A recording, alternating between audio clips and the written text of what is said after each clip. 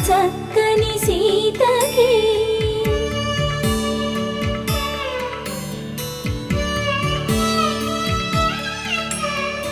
ఎర్ర జాబిలి చేయి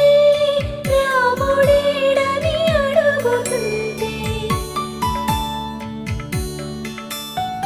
చూడలేదని పెదవి చెప్పే చెప్పలేమని కనులు చెప్పే నల్ల పూసై